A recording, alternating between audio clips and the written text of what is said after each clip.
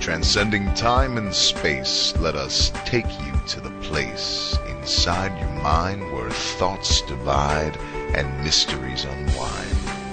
Join us every Monday evening right here on Revolution Radio at freedomslips.com from 8 to 10 p.m. Eastern Time.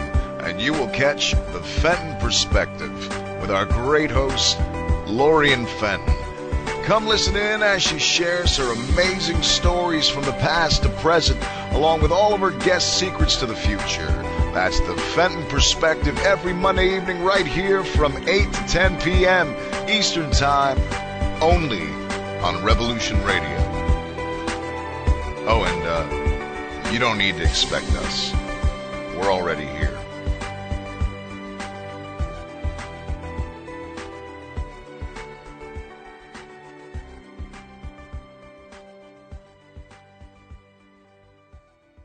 These guys are hammers, and to hammers everything looks like nails. I heard that. You were meant to. So you see something that's important, you call it out, and we'll make it happen. Okay. Mother Nature is a serial killer. No one's better, more creative. Like all serial killers, she can't help the urge to want to get caught. What good are all those brilliant crimes if no one takes the credit? So she leaves crumbs. Now the hard part is seeing the crumbs for the clues they are. Sometimes the thing you thought was the most brutal aspect turns out to be the chink in its armor. And she loves disguising her weaknesses as strengths. If you can fight, fight. Head north if you can. Hello? Is there anyone out there hearing this? Help each other. Mexico City has been declared complete loss.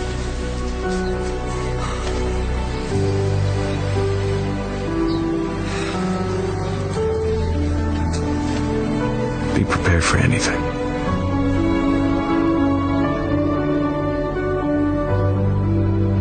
Our war has just begun.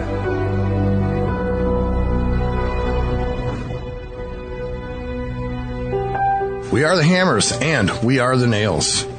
The world stands upon the precipice of total insanity, and we need you, and we hope you need us, bringing information, news, and as much truth as we can eke out before Mother Nature turns us to crumbs. Revolution Radio, freedomslips.com, working to become millions of voices singing in unison to bring the sanity back home.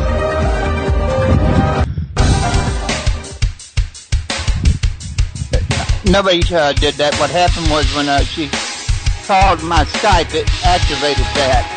Enter into a world unseen on Raven Star's Witching Hour.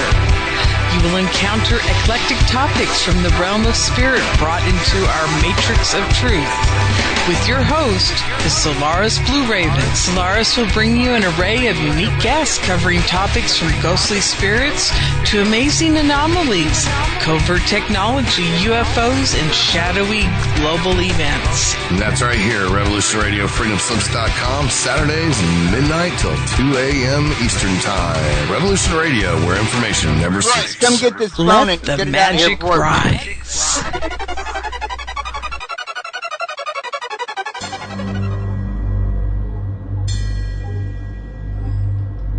Hello? What's on here?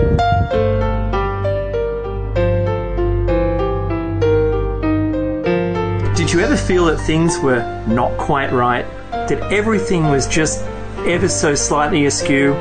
Do you have, to paraphrase Morpheus, a splinter in your mind?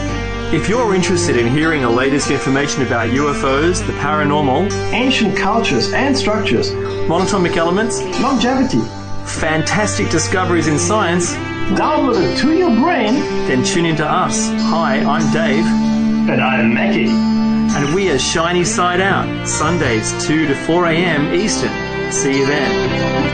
Revolution Radio, freedomslips.com. You don't need to expect us. We're already here.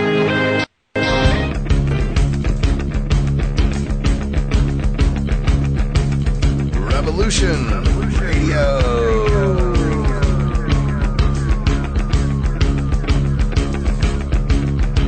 listening to Revolution Radio, freedomslips.com, 100% listener-supported radio, and now we return you to your host.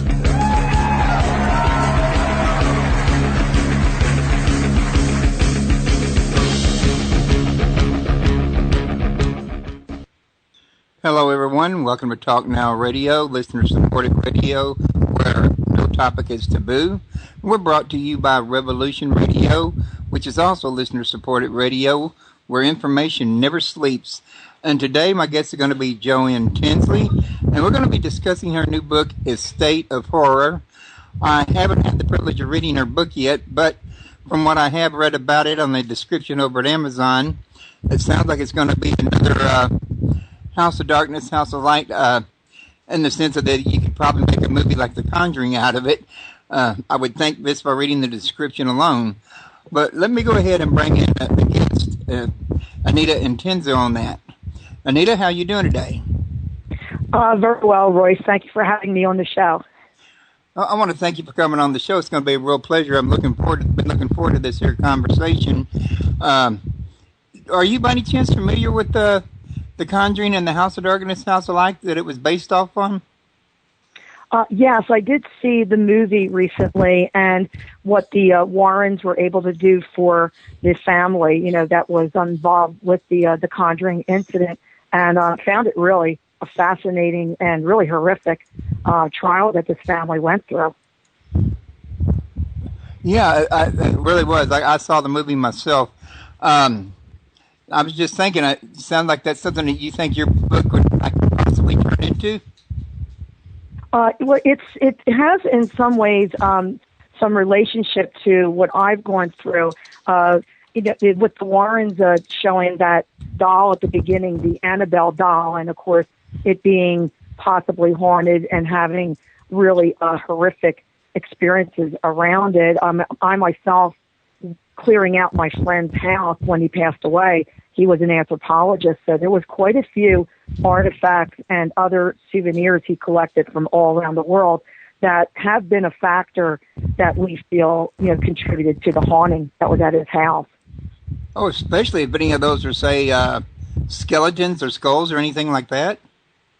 Well, he collected a lot of Native American and South American artifacts. He himself was an anthropologist of the Mayan Indian ancient culture of studying their social structure, and had been in Guatemala, in Mexico, and in Peru on a number of trips. So he collected different artifacts, and also with the Native American, we do have some instances where a team has come in and was able to get some high readings on their meters connecting to some of the Native American spear points, some pottery, and also a Peruvian mummy doll that he acquired in the 1970s. And we've gotten some high readings near that particular doll. So it's very similar in some ways to what The Conjuring showed at the beginning, what the Warrens have collected in their museum. There's it's from related facts, same types of things with haunting connected with ancient artifacts. So they kind of picked them up in the field and brought the ghost home with them. I never believed until I've been involved in all this with the writing and also taking care of my friend's estate that certain objects would retain spiritual energy. It was not really my belief system growing up, even though I was very much studied the American Indian culture, and they believed in spirits connecting with inanimate objects. And I never really fully comprehended that belief system, but now I'm very aware of that certain things, objects that might be innocent looking, can actually have spirit, connections to them. Well, my guess would be if a ghost could inhabit a body, it could probably inhabit almost anything it wanted to. Well, that's been our experience. Now that we've had, it's been about 5 years since my friend passed away, and we had spent almost a year at his house, which is the basis for my book, and clearing out so many of these different, it was just so many varied objects he collected and hoarded that, we see now that even combining a lot of different cultural artifacts and having them together in boxes and bringing them together in a certain location, that there is just so much maybe feeding off of each other that you can have a real high incidence of some type of haunting going on. Now, how long ago did you get this here job to, be the executor of your friend's estate? I came in, Royce, right in the January 2009, right after my friend suddenly died, and spent the next year, till almost near the end of 2009, clearing out his home. It was not a gigantic house, but it was a rancher, but it held many things compacted in the rooms, so many things that were collected by the family. And it continued even after we were able to sell the house. The following year, I was still doing a lot of paperwork and getting things dispersed to the people that were mentioned in his will originally. So it was almost a 2-year ordeal for me to get things settled. And we still have the remnants of what our actions that we took at the house have now contributed to a continued haunting that we're experiencing even now that I'm writing a sequel to my first book. Okay, so you will have another one coming out? Yes, I'm currently writing the manuscript for the sequel, and we're hoping maybe to get it out by the end of the year. It's according to how fast, we can get some of the editing done, but really what it is, I've collected so much evidence, writing in a diary, collecting notes as things have been going on, and even have the audio and visual evidence that we've put up on our YouTube channel, and we're going to do that in segments as we go along and get things properly transferred from our original old camcorder videos onto DVD to archive them. But we have the story actually is writing itself. We're just trying to put it in the context to make it entertaining for people to read, and having it into the manuscript form. But it's been quite a 5-year journey for all of us involved in taking care of my friend's estate. Well, did you have anybody come out? You must have people come out because they were getting EMF readings on their meters. Now, they didn't think they could credit any of those readings to, power lines, phone lines, or weather or any other type of anomaly?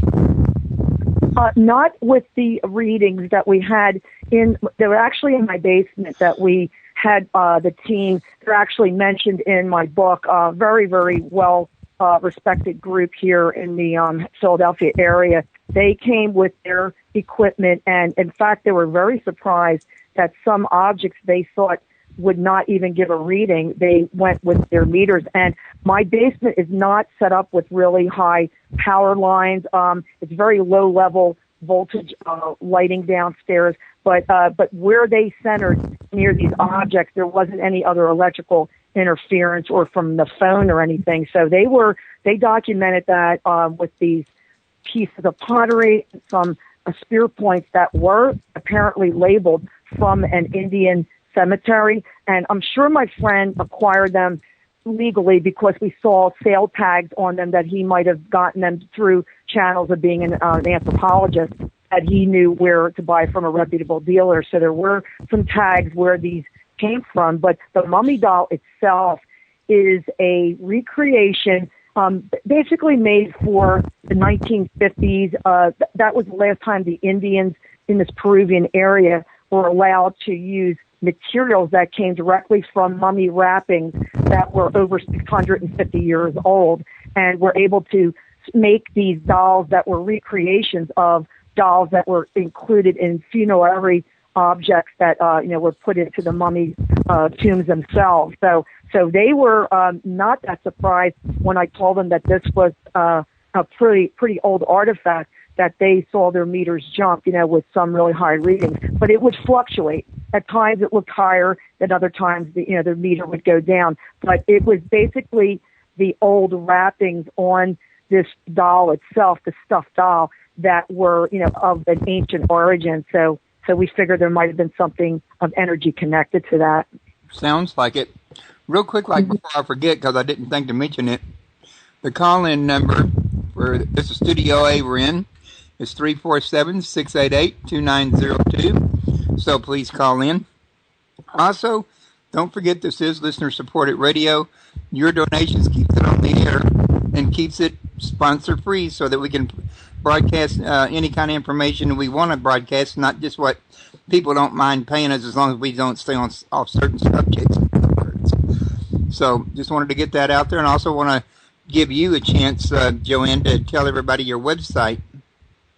Oh, yes, thanks, Royce. It's www.astateofhorror.com, and when you log on to that, it will give you direct access to many other pages of the work. I'm actually an artist that I've been for many, many years and have actually painted Native American subjects and also do a lot of work with antique dolls. But that one site will direct people if they'd like to look further about my book. It's on Amazon and Kindle and also on the Barnes & Noble website. But it would give them some more background, if they choose to explore more about our results and experiences. And also I have a blog that I write each week, and that's on Blogspot. It's Anita Jo Intenzo, Haunted Author at blogspot.com. And I have over 16,000 page views in this past year. So it's been very gratifying to see people really responding to the updates that we're putting in the blogs about our continued haunting, what's happened since we've written the book, and also some excerpts from the book itself, so people can get a feel for, what we went through.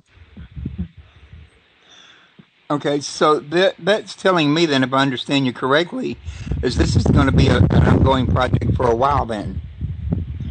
Yes, we've had we have some people really credible on board with the continued documentation of what we're experiencing. I still have Laurie Hull, who is of Tri-County Paranormal, the group that's been with us from the last 5 years, and also Mr. Bill Bean, who is well known in paranormal community and author. He's also been working with us this past year to deal with some of the things that we are currently dealing with in my house now, and see if we can find some resolution to the haunting we're experiencing. Okay. Now, real quick, folks, let me apologize to everybody for that wind that y'all been hearing in the background. I have a fan set up in here to help keep me cool when I'm on the air, and if I play it when I'm on the air, you can hear it through the radio, and I plumb smooth forgot to turn it off, and I just had my wife do it, so that should be solved. Won't be bothering us anymore, and I do apologize. Gee, Royce, I thought it was spirits trying to contact us. You mean it wasn't a spirit? Oh, okay, that makes me feel better. At least you don't have to worry about it coming through the microphone. Oh, thank goodness! I've had experiences with previous on the broadcast. I was in May with another radio person via Skype, and the EVPs that they caught during the broadcast was not fun. It was pretty crazy. Pretty scary. Yeah. Yeah, it was. Speaking of pretty scary, that was something else I was going to ask you about.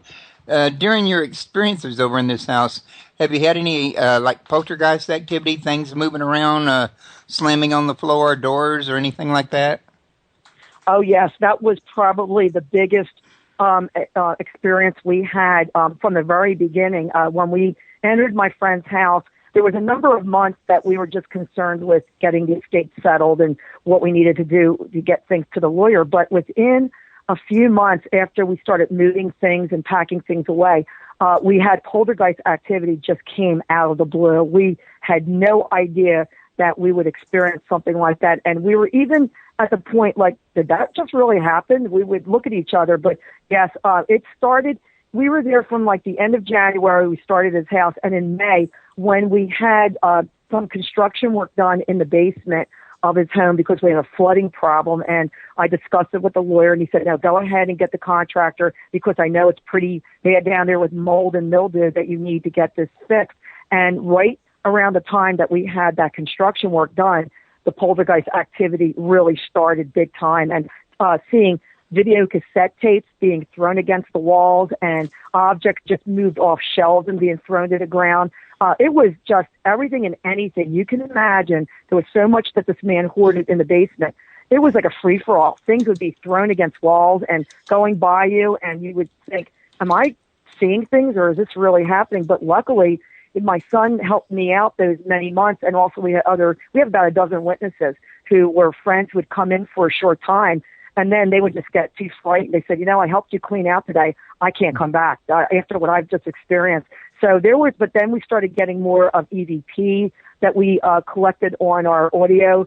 We started using our camcorder to record, and right now up on YouTube on our channel, I think it's if you go under a State of Horror book teaser, people look at that video, but then we have our State of Horror channel, and we have right now 3 videos up and it shows the poltergeist activity that we selected to show viewers what exactly we were dealing with. And it's pretty amazing to see a dancing cane and seeing magic markers being flipped and hitting people, and hearing a voice that we captured, things in the kitchen being thrown and clanging against walls. And it started in the basement, but it then continued all throughout the house as we proceeded the many months to clean things out. So we never knew when we were walking into Royce. Each day that we spent about 40 hours a week at the house, after a while, you could say you got used to it, but this is really unbelievable that, and people think that this is something that's common, but poltergeist activity is pretty rare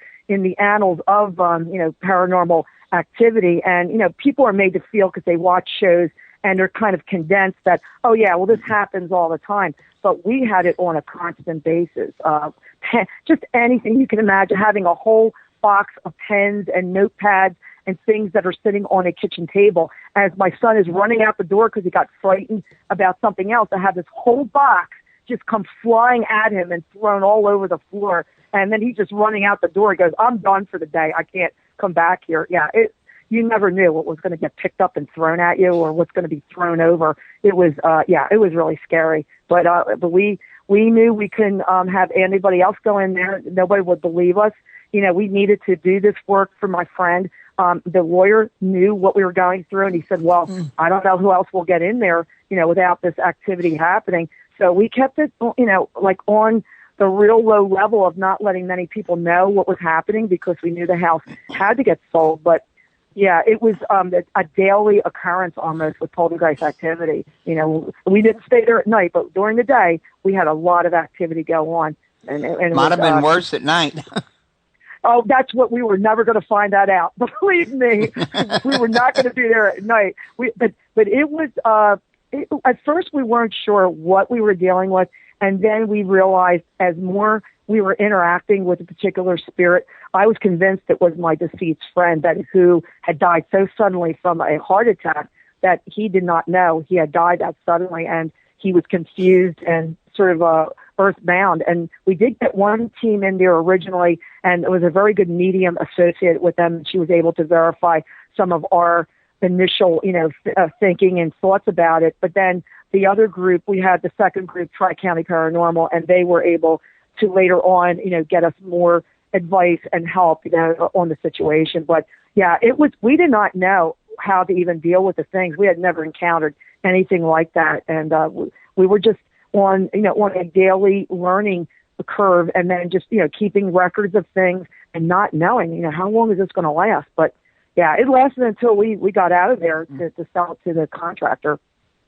Lasted a lot longer than you wanted it to. Oh yeah. I mean, you don't know if there's any kind of time frame. We thought the first time it happened, well, maybe this is just a one-time deal. And then as we would proceed, be there other days and seeing this, wait a minute, we're not even in here 5 minutes and it's starting right away. I mean, little things like paper clips, you would hear them thrown against the wall or hitting a box or a pen. And then, you see a book fly from a stack of books and hit the ceiling and ricochet and come down onto the floor. And go, whoa, that takes a lot of power to do that. So we later learned that my friend was not the only one there, that there were other entities and spirits that were converging there as it got stronger. The more that we went through objects and started getting things out of the house, the worse it got, and it was really escalating as time went on. Well, let me ask you this. Your son, would he happen to be over age 10?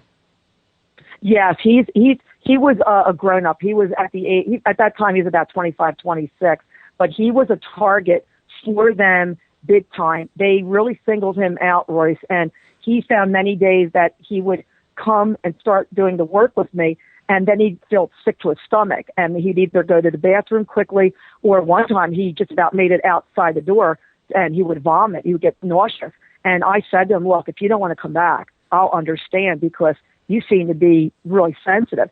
But he would not let me go to the house by myself. He goes, no. He said, I can't let you go alone. And luckily, his work schedule had been cut back because of the economic downturn at that time in 2009. So he did have extra time to help me. And also, we arranged for him to be compensated by the estate, because they wanted to get a cleaning crew in there, and we could not do that. There was so much we had to find that he stated in his will, and very specifically that we could not take a chance that somebody was going to throw out something that was, to go to somebody. So we talked with the lawyer. He agreed to it. We kept, a time sheet and an Excel spreadsheet every week. Everything was on the up and up.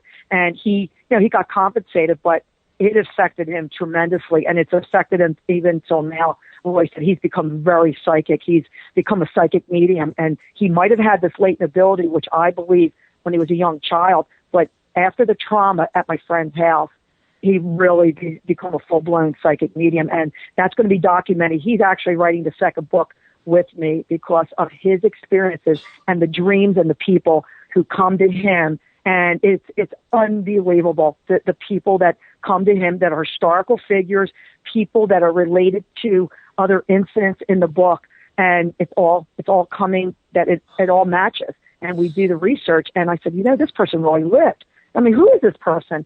And he has no idea. He just writes down these names and facts and dates and things. And then we look up and go, wait a minute, this person actually existed.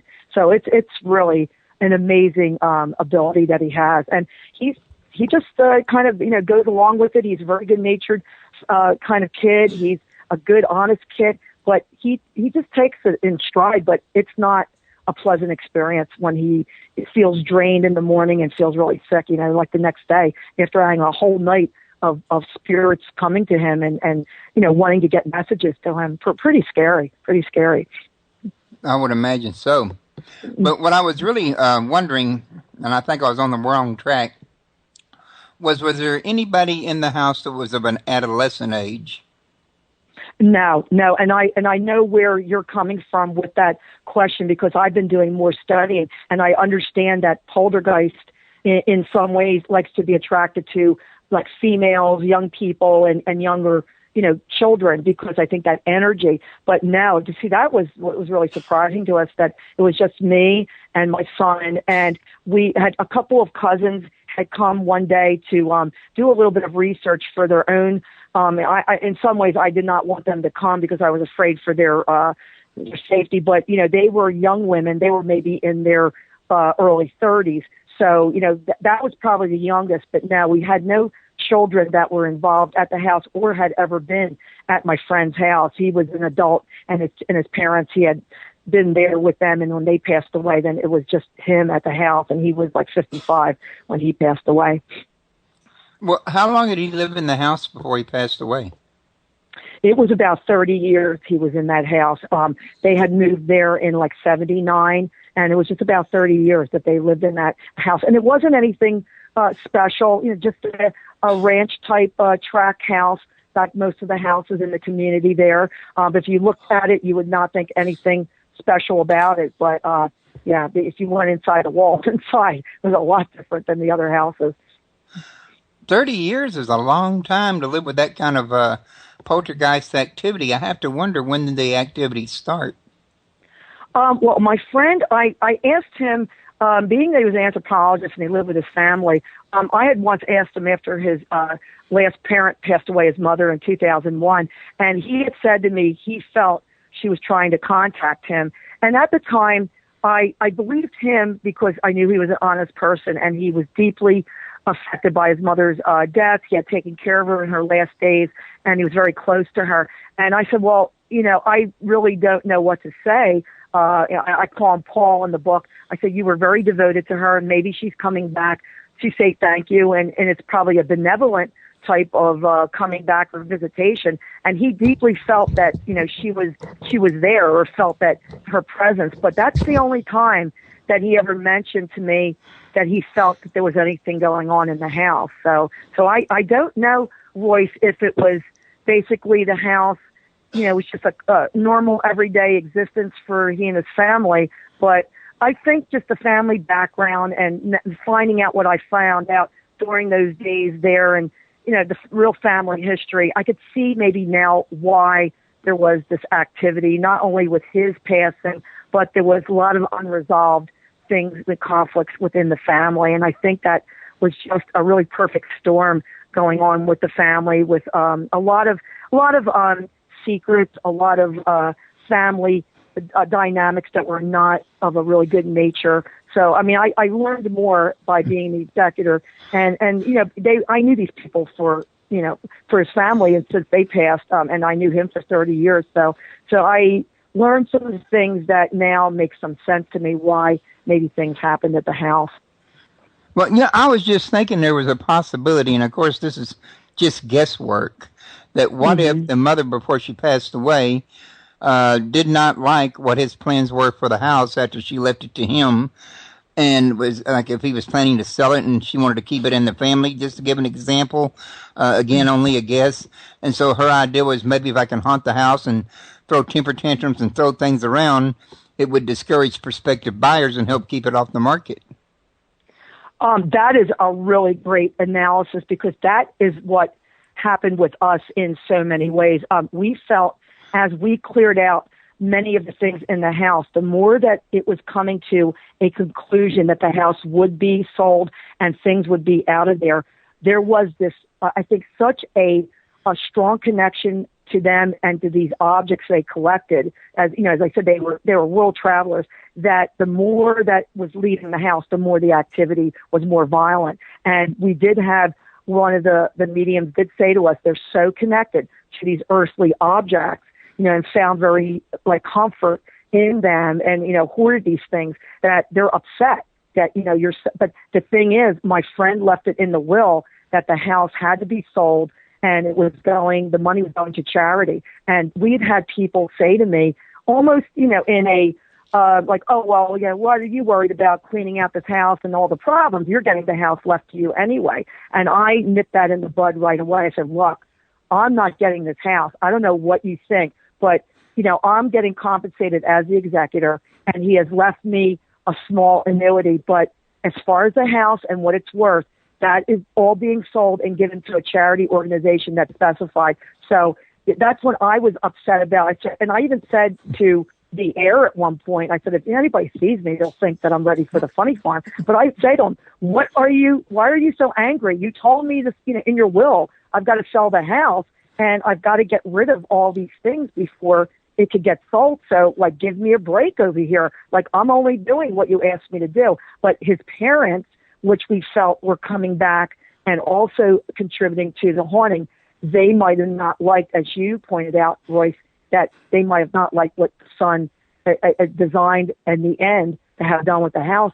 So we had a lot of conflict between what we were doing on an earthly plane and then what's going on, maybe a battle in the family and the spirit world that's saying, well, why are you getting the house sold? Why? But there was nobody going to be left to the house.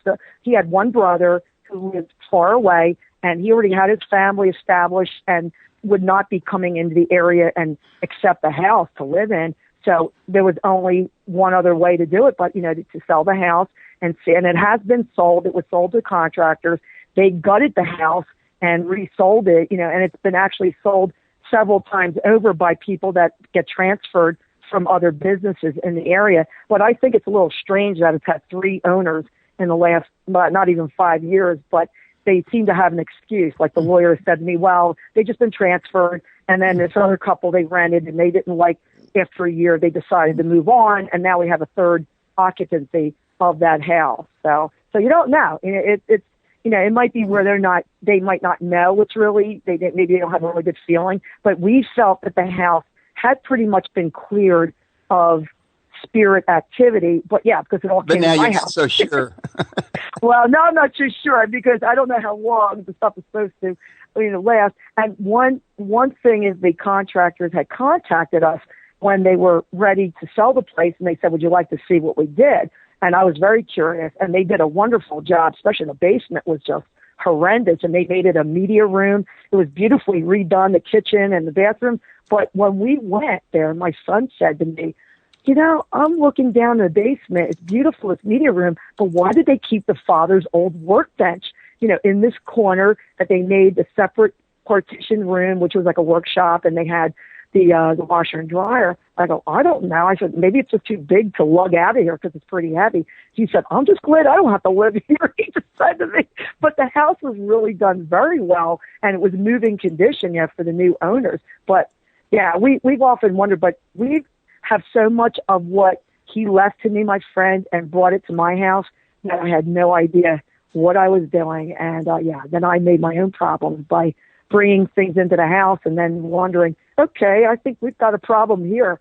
And yeah, now we're living with the consequences of trying to be such a good friend, trying to do the best job I could for my friend, getting these things that he left me, and okay, I'll put them in my basement because I can't afford a storage unit. And this was a bad idea, but it was too late. You know, after we kept bringing things in the house for months and months, and then it became like, okay, here's the situation here, and now look what's happening. So yeah, Royce, it's I tell people, just be really certain when you become an executor what you're getting yourself into, because I had no idea this would happen to me, just by taking care of a friend's estate, you know, and helping them out. Well, you know those people that moved into the house after it was rebuilt, if the spirits had attached themselves to the property even after the house was gone and just moved into the new house, they may not report it was haunted because, well, a lot of people get ridiculed for believing in ghosts. Exactly. I mean, that might be the case. I do have a friend who was a friend. She was a friend of my friend who passed away, but she's the neighbor who's in the back, and she calls me every so often, and I ask her, you know, what's going on? How are things there? And she said, well, they're doing a lot of work. You know, she says, I don't know if Paul would have liked it, you know, by cutting down this tree in the back and putting up this, you know, nice little deck and you know, privacy fence. So she wonders if he's at peace of what's been done with the house. And I said, well, geez, you know, like, you really don't have any control over it now. I mean, it's their property. They bought the house now. But you wonder, you know, how far this will go, you know, that the person was so attached to the house. And if there are, you know, some other residual things happening, but you'll never, I guess, hear from these people because, as you said, Royce, it's a lot of people don't want to talk about it. I mean, I had to come to some conclusion and to some senses when I wanted to write my book, only because of so much happening and then happening after the house was sold, that I realized, you know what, I've got to really write this book because I want people to know that this can happen to you out of the ordinary. You're not really planning on, you know, having this happen. You're not looking for it. It happens to you. It finds you. And so many people have contacted me since the book's been out, saying that they're happy that I came forward and said these things because they are afraid to admit these things to family members. But they said, I'm glad that you were brave enough to voice, you know, your experiences. And I've actually had my own family members at one point were dismissive and didn't believe that all this was happening to me. And I thought, well, you know what? I guess you're going to have to read it in a book then if you don't believe me, because I want to state the facts. And it was very, you know, very therapeutic in a way of writing this, because it put it in a perspective that, yes, this was real. This really did happen. It was not just something that we thought we saw, but we have now more and more backed up evidence, and we're doing more research. And it is taking us on such another path in such a really extremely unexpected way that's why I wrote the second book, because I'm writing a second, because it is amazing and unexpected where this source of haunting might have been. And we're talking about not just from 2009, but it could possibly be a connection that went 60, 70 years ago or more during World War II, or for World War II. So we're looking at something that connecting that there is this really violent type of animosity towards us that does date back to World War II. So towards what you're doing, one of the two. Oh yeah, well, you know, when you bring up about a Nazi connection, and that is in my book, and now we're getting threatened by entities with German accents that have actually been documented on, as I said, this broadcast I did on May 18th. I didn't know about that. There's an extremely crazy turn of events. I have a researcher who has been going down to Washington, D.C. to verify my suspicions, and it's just an amazing, it's terrifying too, because when you see what you're dealing with and what has come to my son, and it dates back to that time and era, and then what I've had, maybe I'm on an 1800s property, what might have been here already but laid dormant, and then what I brought from my friend's house. That's what Bill Bean said to me. Anita, you have a perfect storm here.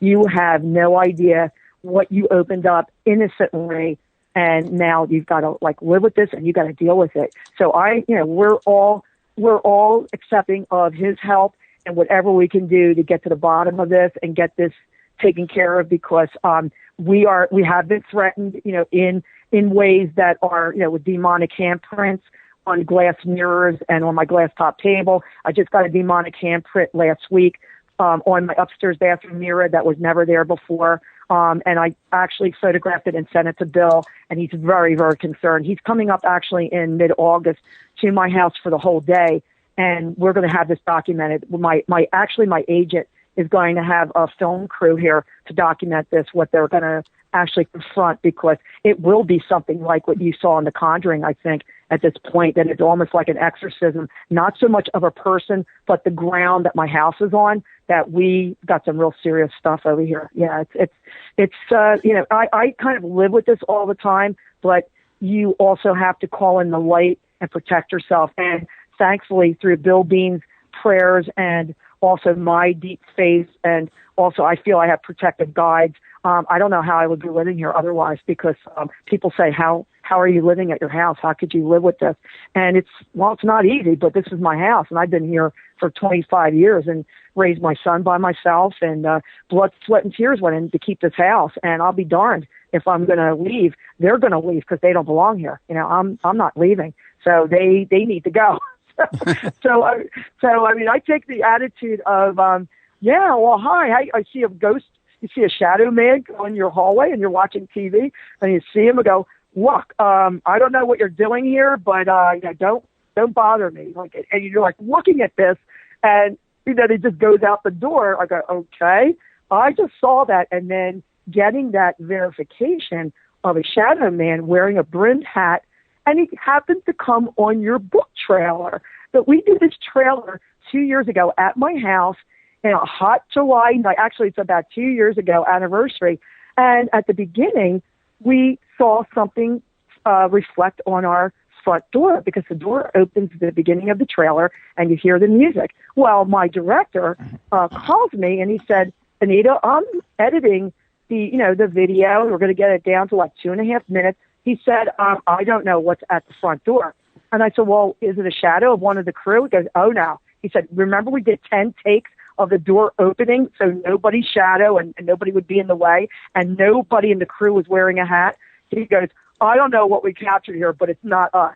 Well, we've actually have 4 still shots now of that as it's forming, and it's our guy with the brim hat that I've seen in the hallway, and he shows up on our trailer. So, and the film crew, well, they were here that night. They had a lot of experiences with their equipment being tampered with, Velcro bag being ripped open, and there's nobody in the room. And I go, well, guys, I told you to bring extra batteries because I don't know what you're going to experience over here. And they said, well, you did warn us, and unexpectedly, we got some strange stuff happened when we did the trailer. So I'll tell you, Royce, it continually amazes me what they want. They want to be seen, or they're letting themselves be identified. So and like now they're doing it on purpose. I said, trying to run somebody off.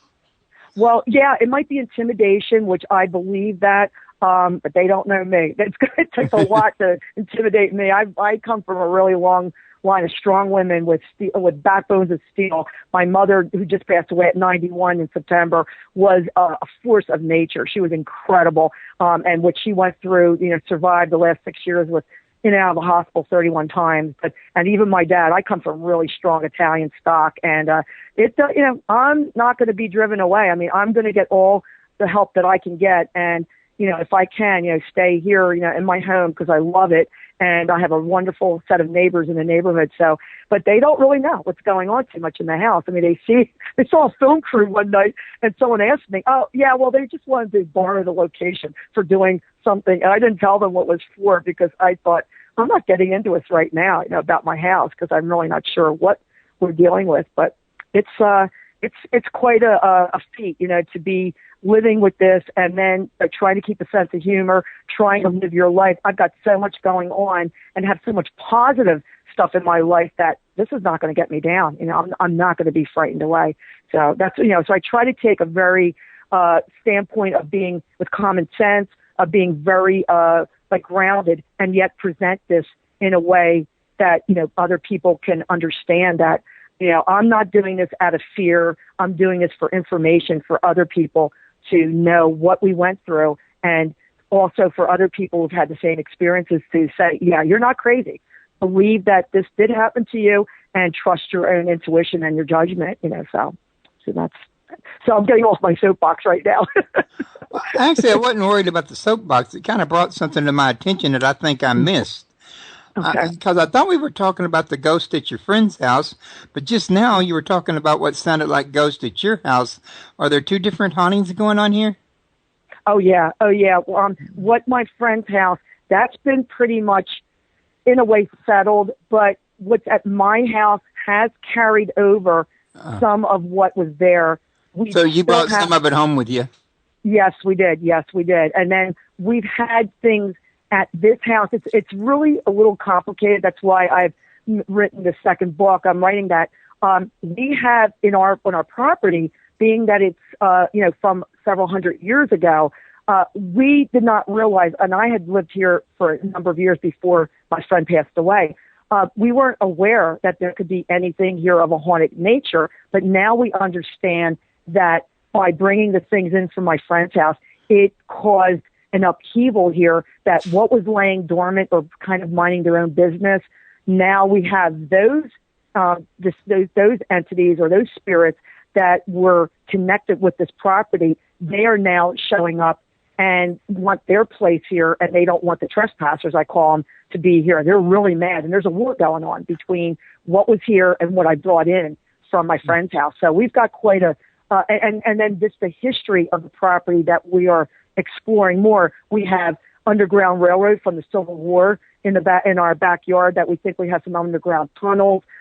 It is quite an amazing thing to see the layers and layers of what the hauntings could be. And and we're just trying to separate it and kind of sort it all out. But it's quite a, almost like a bus stop here we might have portals open, temporarily. Things come through, they stay, or then or they're just passing through, or they are connected because of what we brought in from my friend's house. They find this is a magnetic attraction or energetic attraction to them, and they figure, hey, I'm going to hang around for a while. I feel comfortable here. So that's what we're trying to. A hot spot. Yeah, we definitely have, I think, a hot spot that Bill has identified for us in the basement that he feels very strongly about, that we need to. He has come here, and temporarily he did a portal sealing on many areas in the house, and that has helped a great deal to keep a level of comfort and lightness in the house. Because we had my friend Laurie came back, and after he had here, and she said, "Gee, Anita, I'm walking in the house and I feel like there's not that heavy atmosphere." So she was here last year. I've seen her since, other times, but now it seems like it's revving up again because we are doing the sequel, and what we're bringing out the information to the public.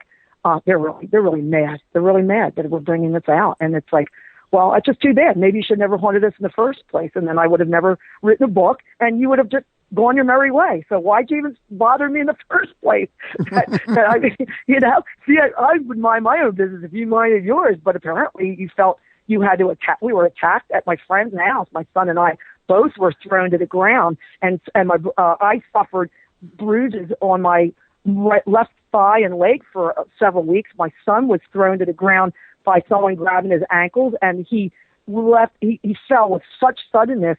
I thought for sure he had broken his arm, and he fell flat on his face. His glasses went flying, and it took him 5 minutes for him to even catch his breath. The wind was knocked out of him so severely. And that didn't even deter us. I mean, we were near the end of getting the house settled. And I said, you know what, do you want to continue? Should we file a lawyer? We're out of here. And my son said, well, you know, we've done this long. We don't want him to get the executor fee, because if you put it in his hands, the will says that he then gets the fees. He goes, I'll be darned. He said, if he's going to get the fee after what we spent the time and energy here, that we don't get compensated. So my son was insistent, let's see this through. But they definitely did not want us to finish clearing out the house, and they did everything they could to distract us. Well, is your son getting sick at your house too, now that it's got the activity? It's basically with him, he's had the dreams, and it leaves him very drained the next morning with almost a migraine headache. But I've had my own experiences when we've gone into my basement, and he hasn't had that same attack feeling.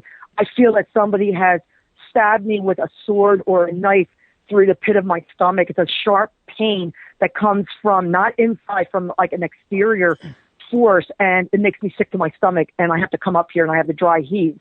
And that's happened to me twice when I've been in the basement, and that never happened before. So that's why my son does not like me. Don't go in the basement. You don't have to, Mom. And luckily my washer and dryer are in my kitchen, so I don't have to go to the basement that much. Mm-hmm. But I don't like to think that I can't be in my basement, that whatever's in, down there that we need to document and get rid of. But it's like, what do you do with the stuff? You have to get rid of these things, but you don't want someone else to get your problem. So you're in a real dilemma.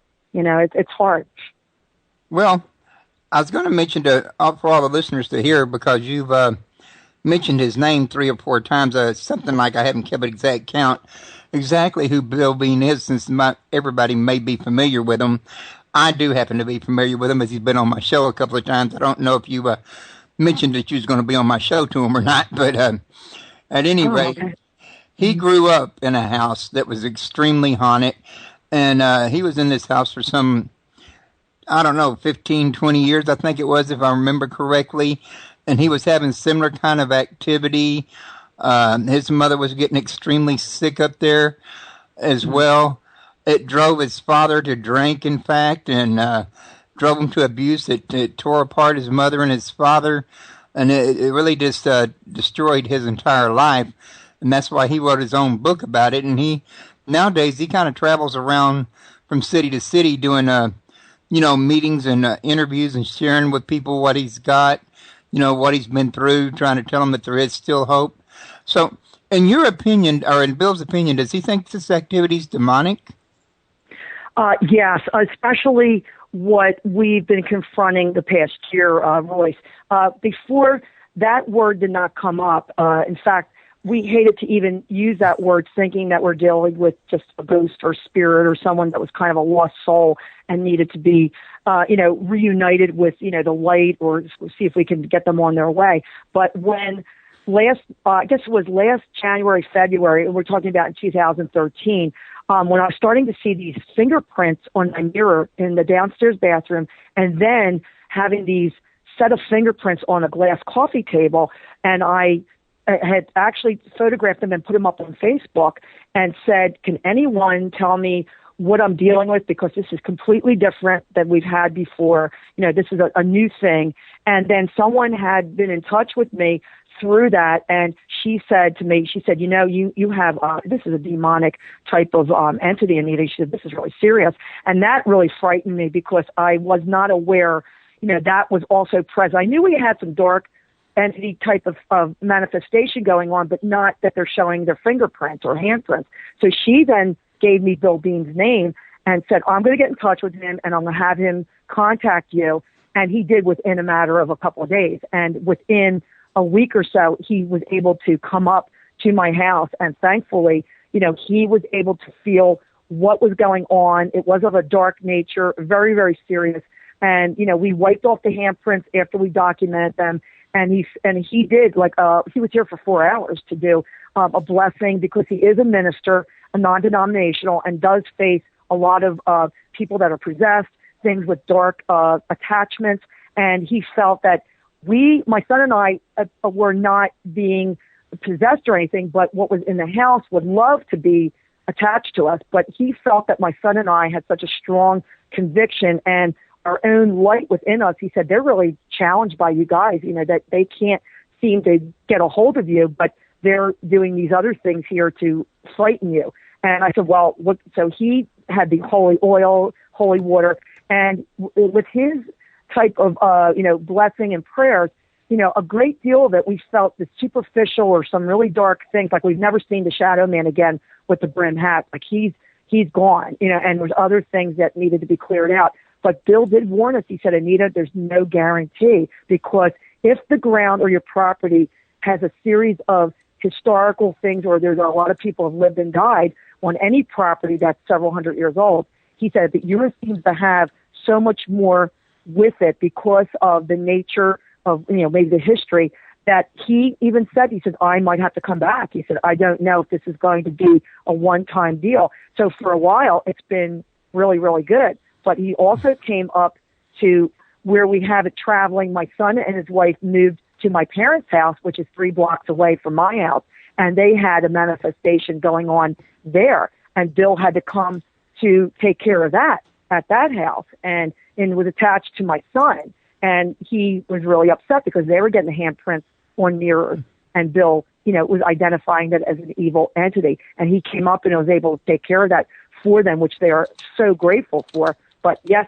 Royce, I'll tell you, by having this demonic handprint show up last week, it's showing us again, okay, something is getting our attention again and wants us to know, you didn't get rid of me the first time and I'm coming back.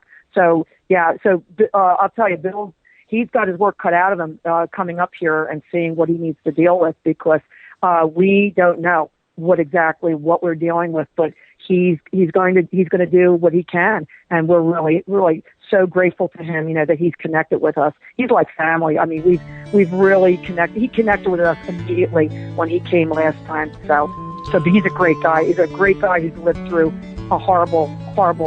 Yes, tragedy. he has. I was going to ask if you read his book, but we don't have a chance to go into that because I hear the break time music. But hold that thought and don't let me forget. And when we come back, I'll try to get a chance to finish that off.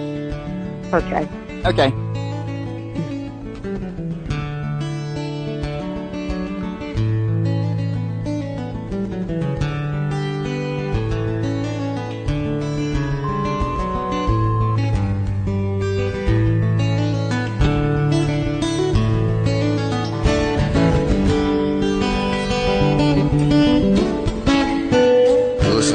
Radio at freedomslips.com. We'll be right back after this message.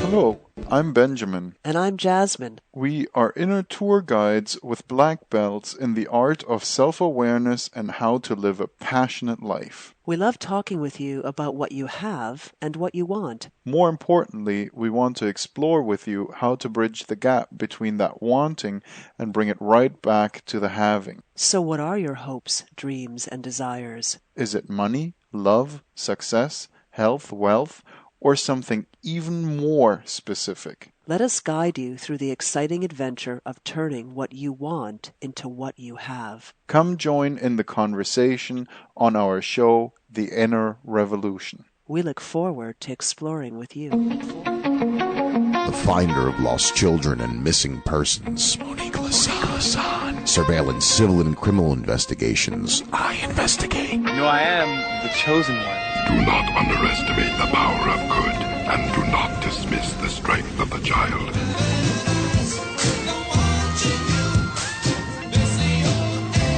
Yes, every Wednesday evening on Revolution Radio, come join our very own Eye Investigatrix, Monique Lassan, with her private Eye X-Files.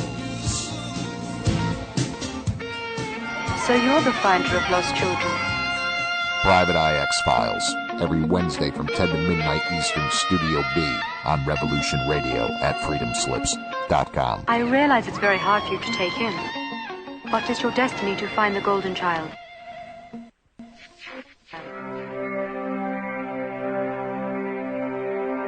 Oscar's freeze. That's your cerebral cortex looking for an answer it doesn't have. See? Even your brain knows you're screwed. God is filling with adrenaline right now, whether you know it or not. Your heart's beating fast. It's getting a little harder to breathe. The neurobiological system is telling it to run, but your knees are too weak to move.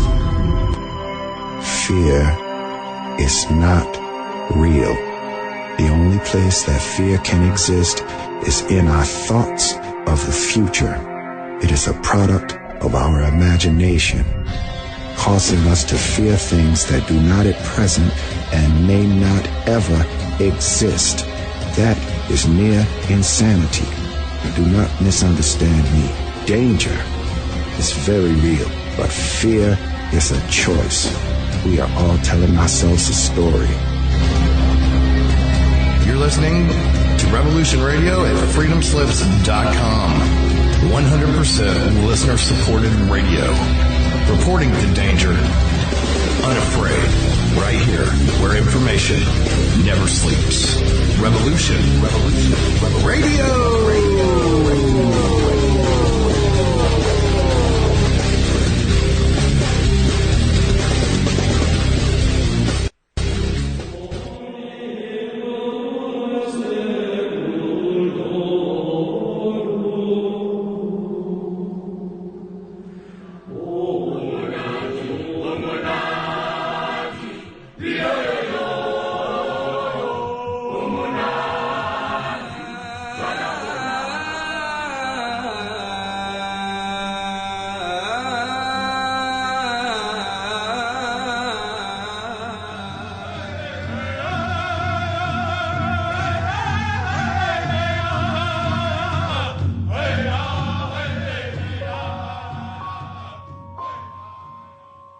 Join Revolution Radio every Wednesday, 8 p.m. Eastern Time on Studio B for Momentary Zen with host Zen Garcia at freedomslips.com, the People Station.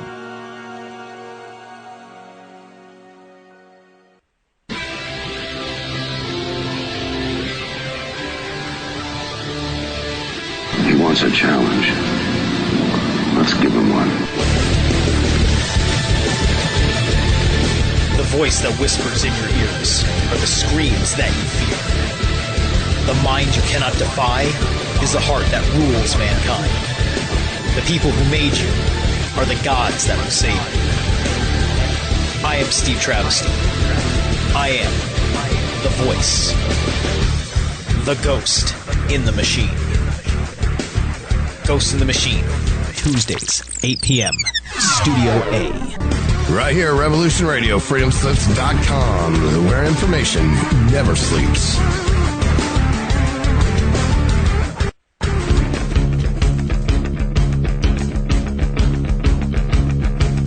Revolution Radio.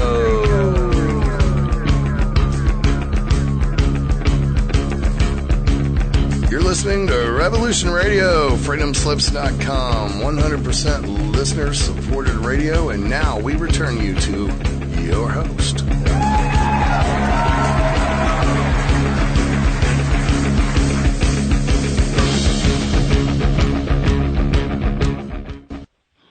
Welcome back, everybody. We were just talking to Anita Intenzo about her book, A State of Horror.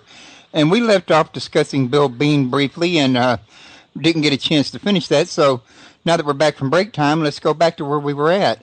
You want to go ahead and finish where you were at with that, Anita? Yes, Royce.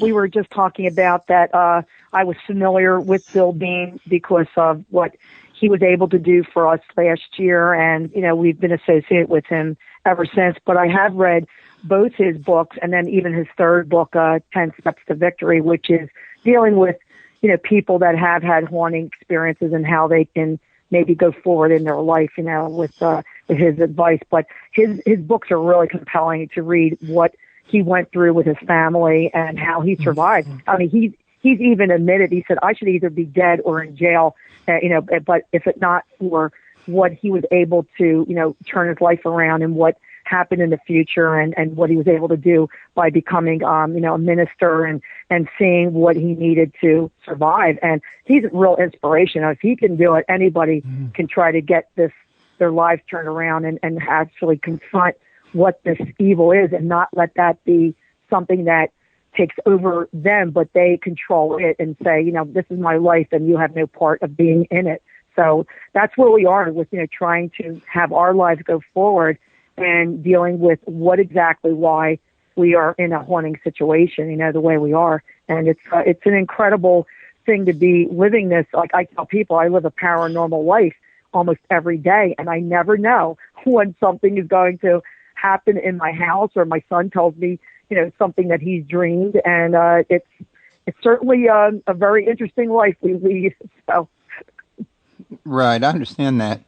And I know that in his book, because I read it myself, there was attempts on people's lives in that house, which is part of the reason why they had to finally escape the house. And in fact, for a while, I believe he was being either possessed or tempted, one of the two, into doing hideous crimes like killing animals and stuff like that. I believe I remember he wrote in that book. Yeah, he admits to what some of the violent acts he actually had committed. That he felt that these were something that not only had been an influence on him, but felt that he was almost being taken over by committing these acts, and he saw almost a recreation of what his father had done. His father was taking to drink to sort of, actually exercise his own demons by, medicating himself. But at the same point, it would make him more violent. And he really left him, he and his brother and sister and his mother to really save them all from his violence. That's why he left the family and then moved to Florida. And then having himself that he died a violent death during a robbery, that he was murdered. And, I said to Bill, I don't know how you did this. You were an orphan by the time you were 15. Like, how does anybody live through seeing a mother die at a young age and a father violently dying and seeing his family torn apart? It just shows the character of the person, that he is a survivor, but has such empathy for others that are going through the same types of things. He's like the best person, to have on your side. He is a warrior, I'll tell you, that he fights for you. So he's truly, truly a really good person, to have, against this type of thing that you're dealing with, that you cannot see, supernatural occurrences. Well, how did you come to hear about Bill Bean? Well, as I mentioned, we had put something out as a call on Facebook and said, we were getting these handprints, and could somebody at least let us know, what we're dealing with. And most of the paranormal investigators, who had just commented on what we were showing as evidence, said, that's something we can't deal with. Like, we could tell you probably have something in your home, which you already know now, that you've got something of a supernatural occurrence, but we're not experienced to deal with this type of thing. And most paranormal investigators, and even Laurie herself, who is a psychic medium all her life and has her team, they were not prepared to deal with this demonic type of force, which is really scary. It can attack people, and, it's something that you have to be very prepared to deal with. So what I had was one of the girls contacted me on Facebook.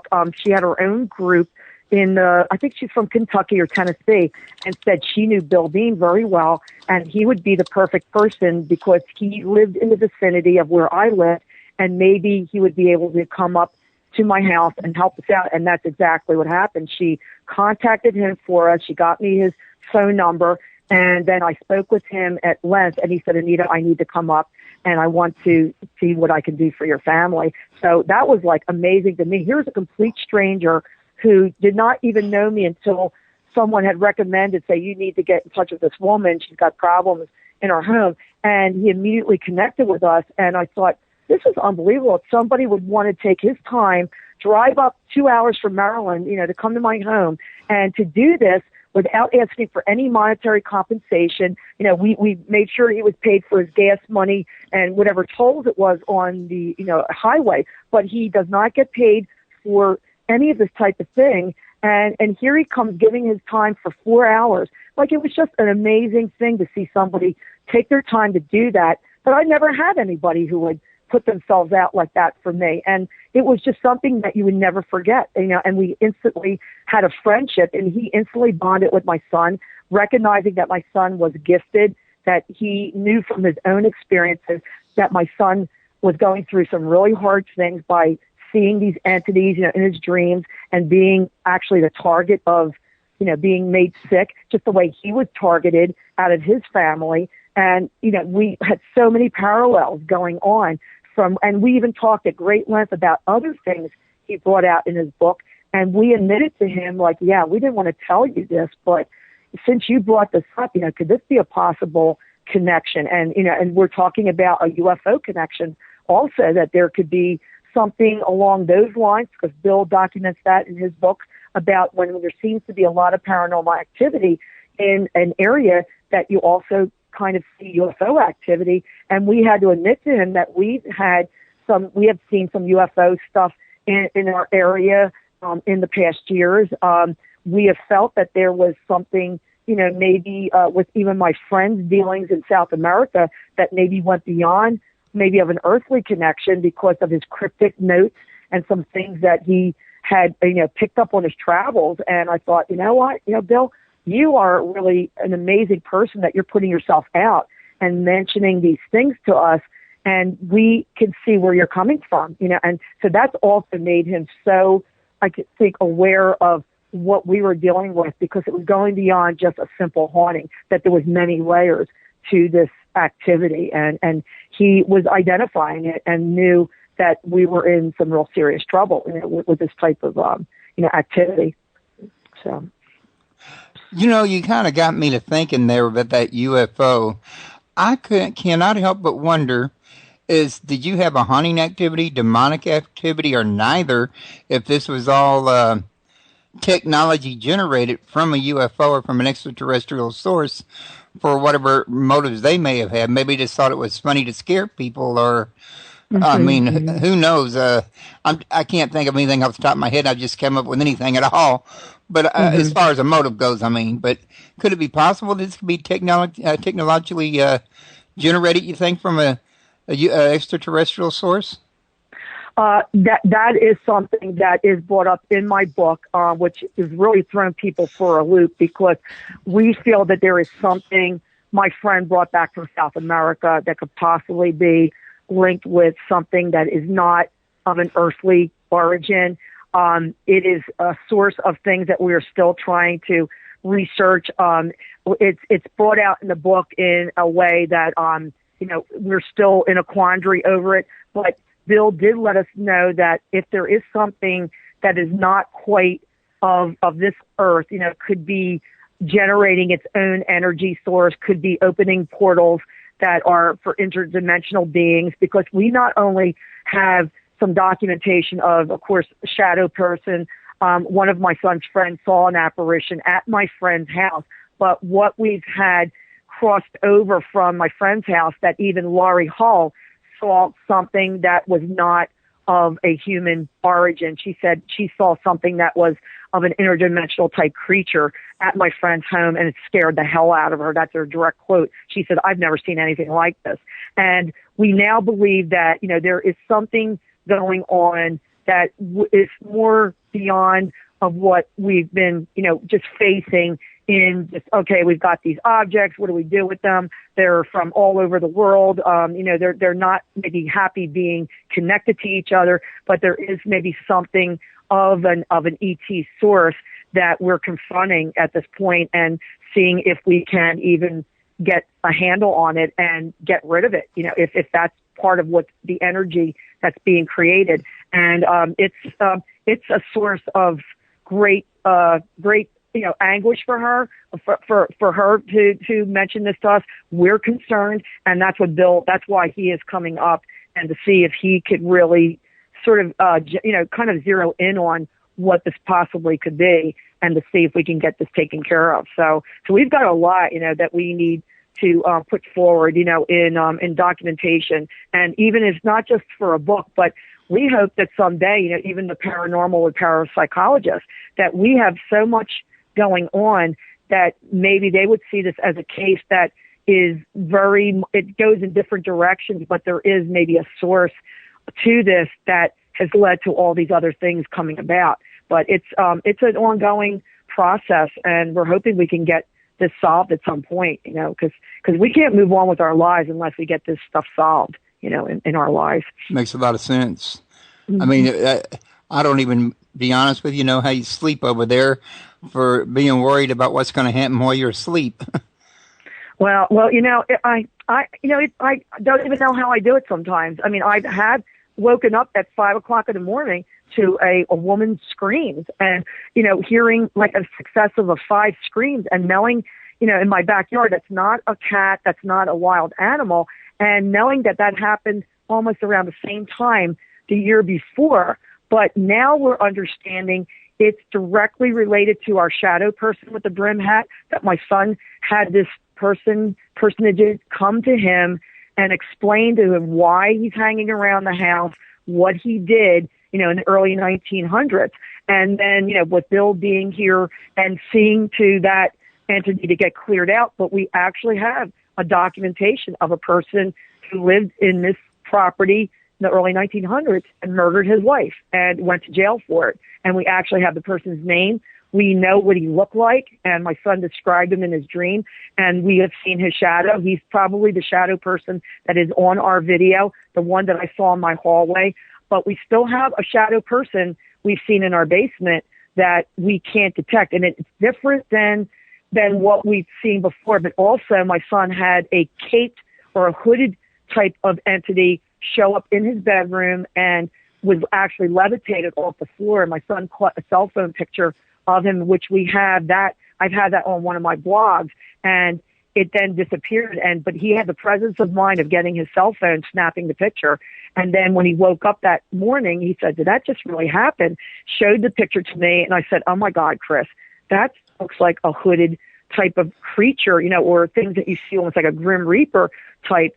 And yet it goes along with the shadow types of figures that people have reported. And I've done a blog on that subject, and it actually was used in a magazine article, because they do show up with hoods, or they have a brimmed hat, or they have a derby type hat. And we have seen several of these, spirit figures or these shadow figures, and they go along with either they've got unfinished business, they might have been human, maybe they aren't human. It's a toss-up, Royce. I mean, we're still in a learning process. I think all of us in the paranormal community, all you can do is try to learn as much as you can, because knowledge is power. And the more that you can understand, then you're not as afraid if you know what you're confronting, I think. I don't know if you would agree with me on that, but I think I would definitely agree with you that there's more fear of the unknown than there is the known. Exactly. Yeah. And I think if you are able to confront these things and try to find the reason behind these and know why that's happening, it gives you a sense of, control maybe over the situation, that you're not at the mercy of these, these supernatural beings. And, you are then a person who can maybe with a sort of a sense of purpose to say, let me see what I can find out as much as possible. I just happen to be a person who loves to research and have done that all my life, just in the type of person I am, with history, archaeology, and, in my artwork and in my studies. And I feel that in some ways what Bill has told me, he said, "I think you were chosen, Anita, because your friend knew, first of all, a person you could trust, that you would follow the letter of his will." And I did everything that I could possibly do. It took me over 10 months to clear out his house, and everybody got what they needed from the will. The lawyer told me he thought it was going to take me 2 years to do everything, but he couldn't believe we did everything we needed to do. But also he said, you have maybe the type of, constitution or personality that you will do the research, you will search for these answers and not back down, that you're going to see this through. And I said, yeah, well, I guess you know me better than I even know myself, Bill. I said, I think I am the right person to do this. And my son, it's sort of like he is in the mix. He didn't expect this, but he's also the kind of person who's handling it. And I really admire him, because I don't know how I would do that. Getting these people coming to you, some of them very terrifying images. And then, I got to go to work the next day. He's telling me, well, I don't feel that great, but yeah, I got to go to work, and he has a wife, he's supporting, and, he needs to do what he needs to do. But he documents these things. He tells me right away if something has happened, because he knows I 100% support him in anything that happened to him. And I know he's a very honest, truthful person. So it's an incredible mix, that we have. And hopefully this will be something that we can further to help other people, sort of our mission statement, like whatever we can do to help others, we want to be able to be open and honest, and bring forward, by you having me on your show today, Royce, is a step in that direction. That I've been so grateful for the people that have wanted to be on their shows, and I appreciate it. So gratified by the interest, a person like yourself would have in my story. And I want to thank you again, for having me on the show today. Yeah, I got to tell you, you didn't have to come looking for me. I actually found you. I actually saw your picture and your logo on the Facebook page, and I got to tell you, that's a real eye-grabbing picture you put up there with the, this book has it all, ghosts, UFOs, and everything. Oh, thank you. And I'm like, I got to have this lady on my show. Well, then it did work. See, I do my own graphics, my own advertising. And see, I've been in photo restoration for over 30-something years, and also I do a lot of graphics for other businesses. And I thought, so my agent, when she took me on, she said, I got a complete package here. She said, not only that I've got you as a writer, but you're an artist and you can do your own advertising. And when she was helping me, we were doing the website with her team. I did all the imagery, and she said, I don't have to even go to them. You've got all the pictures. You have all this that I need. And she said, we'll get the text together. But I supplied a lot of the information that it was easier for her to really revamp my website, because I had been in a business doing restorations and artwork for a number of years, and we expanded on that. And then, of course, we did the estateofhorror.com. We got that that domain name. We actually had to buy it from another guy who was sitting on this domain name for about 5-6 years and wasn't doing anything with it. And we convinced him. I said, I'd like to have this, because it's really a direct link to my book. So, we did a negotiation, and my agent said, if we can get this for this price, this is really good, which we did. We were really fortunate. And she said, this is a really great thing that we've got this domain name, and it's just so easy for people to click on that, and it opens up all the other things to them to research about me. But yeah, I love doing those little promos, Royce. It's so much fun. It takes me away from the writing, and I can put up different things, with images, and, that's what I do.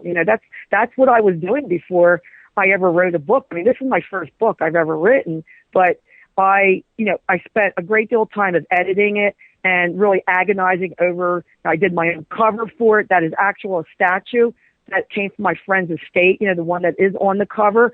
And, if people read the book, they'll understand why she has a drop of blood coming from her eye. I mean, we actually witnessed something of that nature, with the statue.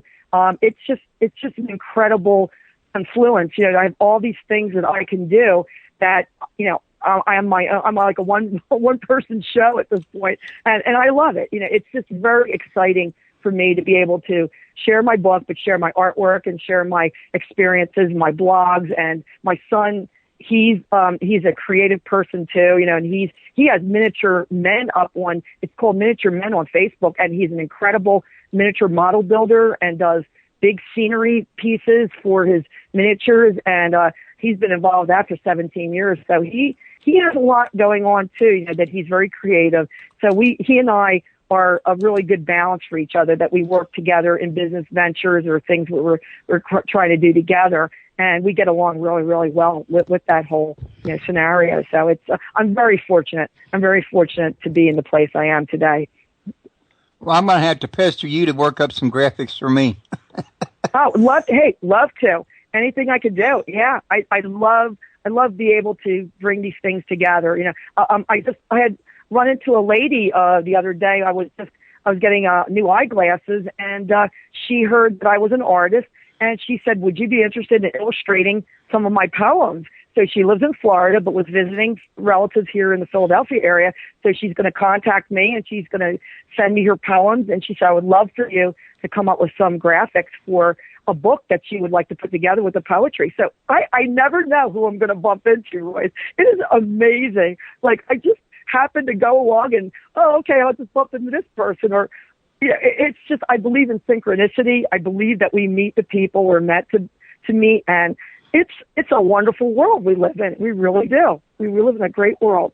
You got a positive outlook going for you there. But I got to ask you this. Did you have any crystal skulls that you've brought home or you found? No crystal skulls. I actually had a crystal pendant, though, fell from my friend's ceiling and hit me in the head while I was sitting in I actually have, it's like a snowflake Gorham crystal pendant. Don't ask me where this came from, but it fell from the ceiling and it actually hit me on the head. I'm looking up like, what in the world just came from the ceiling? And see, so it's funny that you would say crystal. Yeah, a crystal, kind of a snowflake design pendant. And I have all these things that I've had that come out of nowhere. And I have collections. I have things, I've had pennies materialize, fall from my ceiling. No, unfortunately, no dollar bills or anything, but a penny. And we've had things that just come from out of nowhere. It just hit against my wall in my house. I actually had German Deutschmarks, old coins from 1949. Actually came from my living room area, smashed against my wall in my hallway that goes to my studio. And I was having a client meeting in my studio because I had done some photo restoration. And this woman looks at me. She said, "What was that?" I go, "I don't know, but I think something just hit the wall here." It sounded metallic, by the clang. And here, there was 3 Deutschmarks from 1959 and 1 Deutschmark from 1953. And to correlate that, my friend's family came from Germany, 3 of them from 1949, and 1, my friend was born in 1953. So you figure, like, what in the world did I get Deutschmarks being thrown against my wall and the significance of the date? So it's whatever. It's crazy. Well, I asked you about the crystal, though, because crystal, it retains energy and it becomes an energy source. And I felt it might have the possibility to open up portals. Well, I think you're right, because from what I've heard about with crystal energy, that it protects people and it also has, like healing properties, or it can. I mean, I'm not sure, what exactly.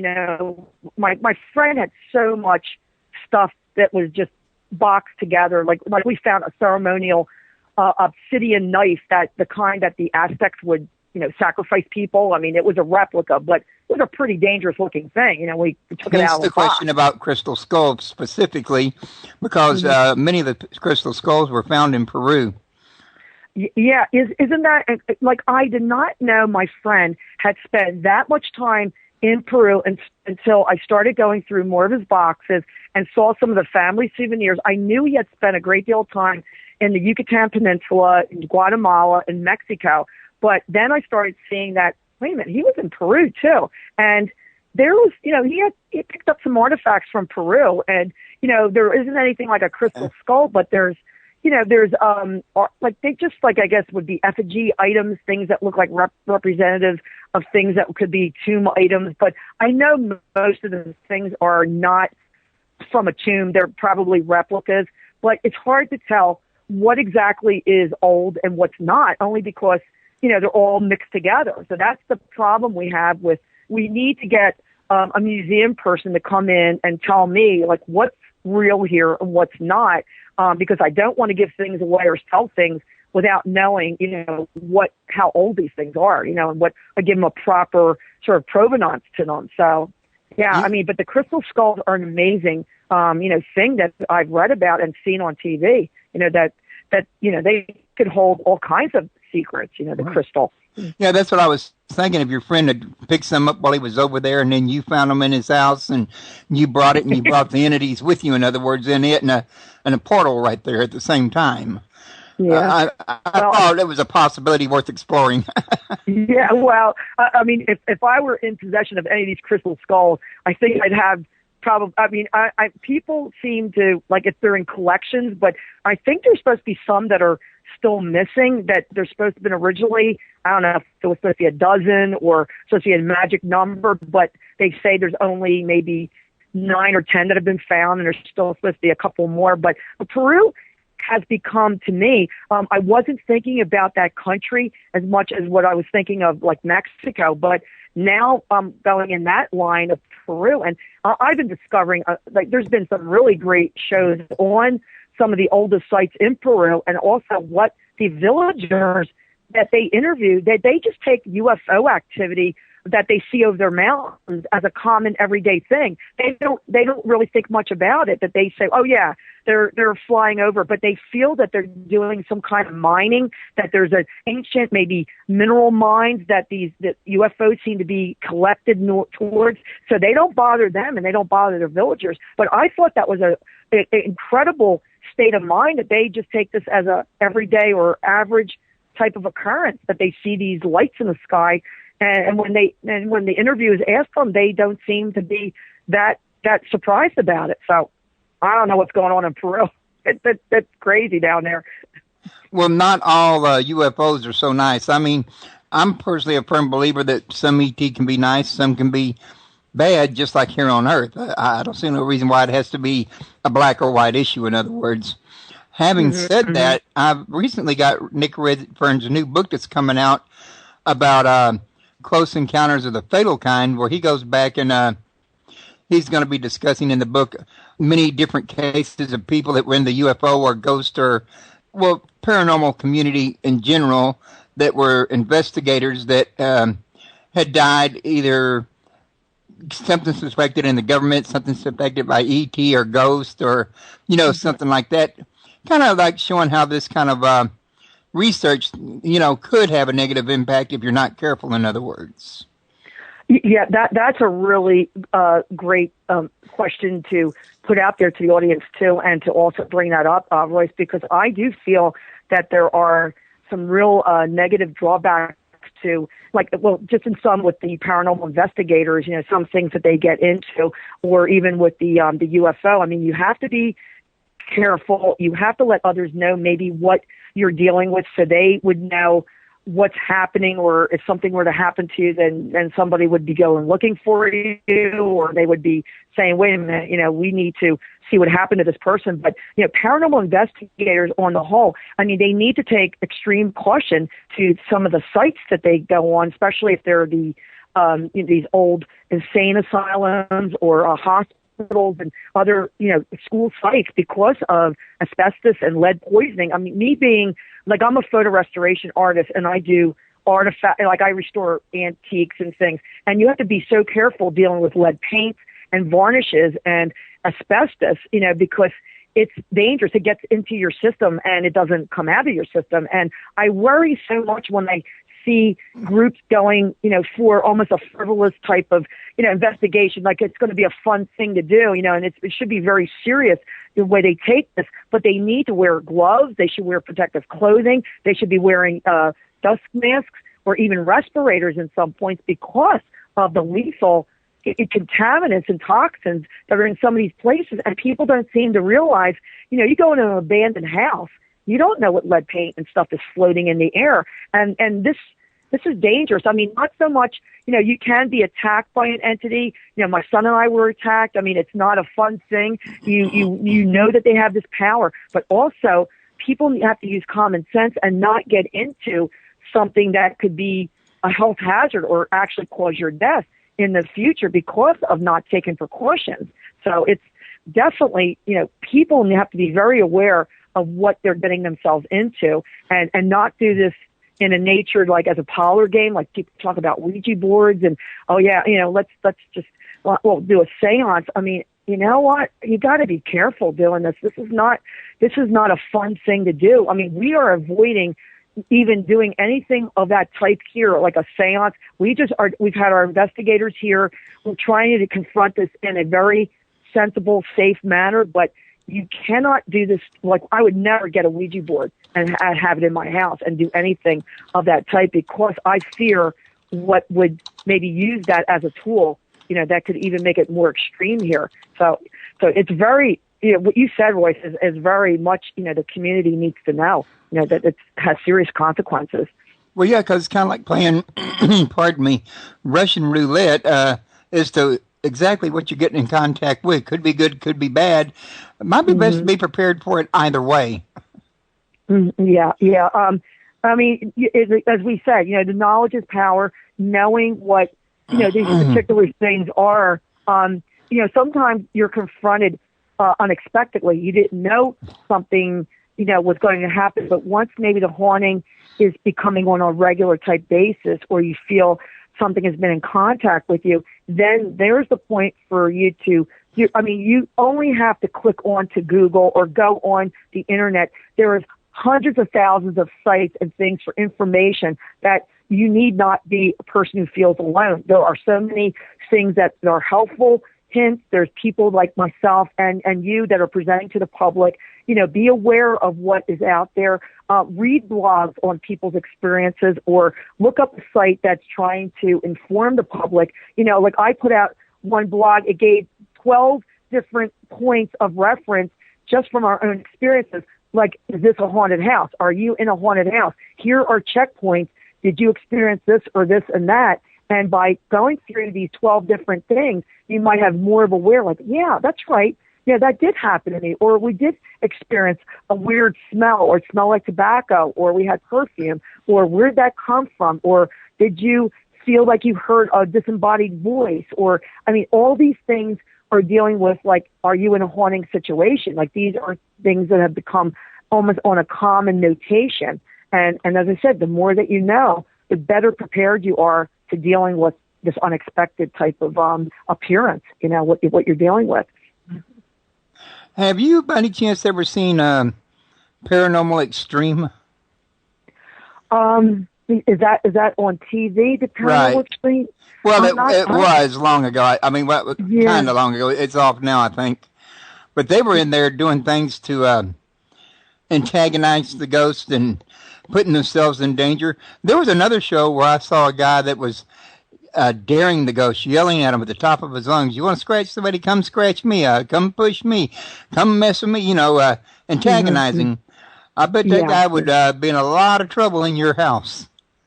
Well, like I've actually, that's a great point you brought up, because I think I did remember seeing one of the shows about the extreme, things that they were doing. And my thought was, how crazy are you to do this? Like, do you know what you could be calling to you, or possess you, or scratch you? Or why don't you knock me off this ladder? I did see one of the shows, and I thought, this is absolutely, to me, irresponsible that you want to call this upon you. Once you have that happen to you, like, are you ever going to be the same? Or now that has thrown you off a ladder, maybe it's going to do more to you. I just think that's so irresponsible, Royce, that they provoke, and it's for an entertainment venue. And when I've had some people say to me, "Oh, gee, can I come to your house? I'd really like to experience so-and-so." And I said to them, look, my house is not a carnival. It's something I live with all the time. I'm very respectful of what is in my home. I don't like some of them when they're in my home, but I don't go provoking it, because we don't have to do much, and we will get. Now, I know people are in the paranormal community are not comfortable talking about orbs, but I've seen orbs with my naked eye. I've seen them confront me at my friend's home. We saw black orbs, we saw gold orbs, and we saw white orbs. And I've had, in my own experiences, we had orbs show up on our trailer, as far as like still pictures, as we were taking our trailer, in blue color, in red, and in white. So, I've actually seen that, and we've actually documented it in our own living room. We've had pictures of it and seen them in our fireplace, the orbs appear and disappear. But it's like, I'm not having you come to my house so I could prove to you that I've got a haunted house. I know it is, but I don't want you coming here and think that you're going to provoke something, or you think you're going to go ghost hunting. It's actually at the point where we need to do our scientific, just get our reasoning behind here in a scientific way to get this documented and get this out of here, because we want to live our life. We don't want to live with these entities. Now, I don't know if all want to leave. We are, the ideas, we've asked them to leave, and we tell them to move on. But my son tells me that his feelings or what's come to him is they're here guarding us against other things that are of a really bad nature. Therein lies the rub. You say if you have half of them that are bad, half of them that are good and protecting you, you don't want to run off the good. Well, that's what Bill said. Bill mentioned, he said, it's like where some people will say to him, well, are you driving out everything? Well, if you're sealing a portal, you are keeping out maybe the new things or the things that they could come in interchange, because he said you're not just getting spirits or a ghost manifestation, you're getting interdimensional beings, and you don't know if you're getting ETs. You don't know what's coming through another dimension. He said it could be, anything and everything. They don't have to be human. They don't have to be ever having a soul or worried about any kind of religious connotations. They just want to come because they have an opportunity to come in another dimension. But at the same point is that, you have to be wondering, the ones that want to stay and protect you, you don't want them to be driven off and have the bad remain. If they're here protecting, so we're in a constant quandary, like, do they all leave and then we're safe, or do the ones that want to go to the light, or the ones that refuse, that they want to stay and protect us, that they have a purpose here, but if they're forced to go to the light and then the dark ones remain because they don't believe in the light, then what are we doing to ourselves? Are we putting ourselves in a worse position than before? So I'll tell you, Royce, it's like, you don't know. We don't know, because we're on this plane, and you don't know until, I guess, you cross over what the mysteries could be solved. So we're just taking our brains on this dimension and trying to understand or theorize, what do we do? Could we do this on this level and understand, at a point that makes sense to us? But it's still a mystery. I mean, we're all only going by experience and what we've learned from other researchers. But, does anybody really know everything? We don't know everything, because it's, maybe it would only be revealed to us when we ourselves become a spirit. It's like, in the meantime, you just have to live your life and figure out, how do I coexist, on a normal level and not be threatened or harmed. And I'll tell you, it seems like it's coming about more and more. The more people realize, maybe it's just our paradigm that we're living in, that it's being accepted more and more on our, in our culture, in our world, that, people feel comfortable coming forward. Because I don't know about you, have you ever heard so much going on with ghostly manifestations? And I to me, it's just incredible, what's coming forward with people, and, that you are interviewing like so many. It must be that you have so many opportunities to have people on your show, because I've never heard of so much going on ever in the paranormal community. Oh my goodness, there's all kinds of things going on in the trip down Facebook to show you that, especially if you get in some of the Facebook groups. Mm-hmm. Oh, I mean, there's like thousands of groups. I think I'm a member of maybe 200 groups, and I'm just so surprised at so many of what you can just explore, even with the archaeological, and, the UFO sites. And then you've gotten, just dealing with, like antiques and art. And then, I'm on actually a haunted doll site, only because I tell people I work with antique dolls, but I've never felt that any of them were possessed, except this mummy doll that was given to me. But, but I do not dismiss that apparently some people have got dolls that are possessed, and, and I just tell them what my feelings are dealing with from, like an antique person who's dealt with, just antiques in general, and the appraisals and consultations I've done. But, like sometimes I'm skeptical, like, does every doll that you're getting is got to be haunted? And how do you know exactly this doll is this person? I mean, I like some of that gets to me, it gets a little bit overboard, only because I've been dealing with dolls for like 15 years, have collected dolls all my life, and never felt threatened by any of them, and even though I know they're really old, I've never felt that any of them would be anything threatening. Yet I've got people who would not keep a doll in their house, and they come to my house and see my doll collection, and they look at it like, oh, that's kind of crazy. Not to me. I mean, I appreciate the artistry and the beautiful craftsmanship of these antique dolls from 100, 150 years ago. I mean, like that's my part of my work. So, it's whatever, I mean, whatever people are, like fine has to be the thing that scares you in the night. Like, I mean, people are scared of clowns. They're scared of, you can find websites about scary clowns. So. Yeah, it's true. But you know what I couldn't help but think about if I was in your position? And this may sound a little crazy for you, but I'm just dying of curiosity that if I was to go get a Chucky doll and put it somewhere in the house, if it would attract some of the meaner spirits to try and inhabit it, maybe like it makes a connection to it or something. Well, I mean, I guess, see, like the Chucky doll itself, in the movie, like that became evil because of what possessed it. But, like I have antique dolls, like, that are sitting in a chair and things like that. And, a friend of mine said, do they wake up at night? Do you hear them walking around in your downstairs while you're sleeping upstairs? I said, no. I said, but the thing is, I think like anything that wants to be evil can possess. I mean, I've seen objects in my house like fly across the room, and it could be a peanut butter jar lid, that my son's eating peanut butter at like the bottom of the jar, like some people do, they want to get the last little bit with a spoon and see the jar lid. Yeah, I mean, he was actually sitting on the couch. He was getting the bottom of the peanut butter that he loves, and the lid was just sitting on the TV table, and all of a sudden it just flipped over onto the left seat. And he goes, "Did you not see that?"